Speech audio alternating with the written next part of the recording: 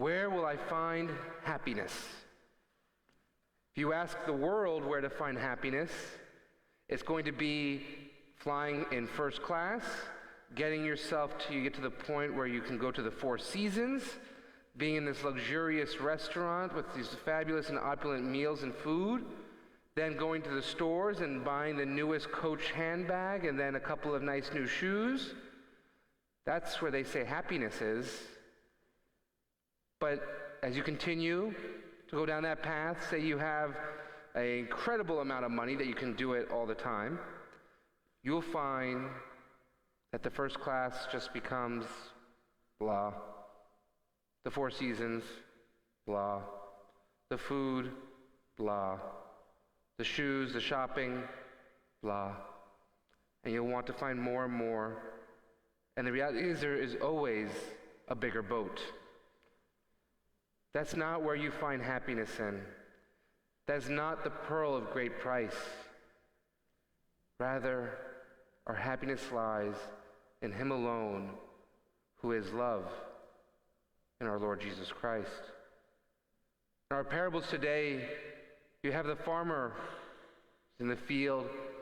He's given himself over to just a life of monotony. What can I do? I'm just a farmer. It's what I do. I get up in the morning, I sow the field, I go home, go back to bed, next day go out, I water the field, back and forth, nothing to change. That will be his life forever. But then he finds the treasure. He finds it in the field. He finds it in the day-to-day. Because Jesus Christ is not hiding himself so far away that we need to go to the top of Mount Everest to go find him. He's there in our lives. He's present in our lives. And so if you're taking your day-to-day, look for him. Search for the treasure. Be like the merchant who goes and is searching for that pearl of great worth. Take the time to look for him in your day-to-day. And then once you do find him, be willing to sell it all for him. Because all this stuff, all the things that you may have, are not going to be with you forever. I was just there at the prison this morning, and we were reflecting and looking at the gospel for this coming Sunday. And it speaks about, don't build your treasures here on earth, but build your treasures in heaven. All those men and women who are in the prison, all the stuff they thought could be what defined them, their field, their money, their items, they don't have it anymore. They're over there in the prison. They don't get to have a lot of stuff in the prison. They ask and they beg just for rosary beads so they can have something to kind of hold that could be theirs. And for them, though, their identity, their treasure of greatest worth is that relationship with Jesus Christ.